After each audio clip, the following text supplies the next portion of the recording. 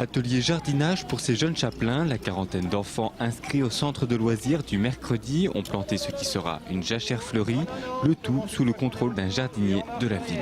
On a mis les graines dans ça, puis on a mélangé. Ça, c'était bien. Et aussi, après, on a fait avec le râteau. C'est la première étape de ce qui sera une plaine ludique au cœur du quartier Chantraigne. Le projet a été présenté aux enfants qui, visiblement, ont été séduits. Oui, ça me plaît bien. Ça me plaît! Impliquer les enfants pour qu'ils s'approprient cet espace et bien évidemment pour qu'ils deviennent le leur et faire en sorte que derrière ils aient envie d'y venir quand la plaine ludique sera faite et en même temps de la respecter, puisqu'on sait bien que par le vecteur des enfants, tout ce qu'ils font eux-mêmes leur appartient. Si ça leur appartient, ils le respectent. Cela permettra aussi aux enfants d'expliquer à leurs parents ce qui se fera sur le quartier.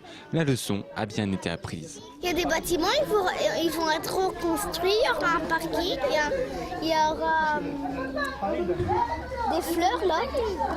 On va mettre les terrains de jeu, pour les grands, pour les petits. Hier soir, le cadre était plus formel, place aux adultes habitant le quartier. Cette fois, la discussion tourne autour de la durée des travaux, des rues bloquées, des déviations et des impôts. C'est très important pour les habitants. Il faut qu'ils sachent la réhabilitation de tout ce qu'il va y avoir. Bon, il est vrai qu'à l'heure actuelle, ça occasionne beaucoup de désagréments, parce que bon, il y a des endroits où on ne peut pas passer, d'autres, voilà, c'est ça. Mais dans l'ensemble, il faut que ça se fasse les travaux de toute façon. Hein.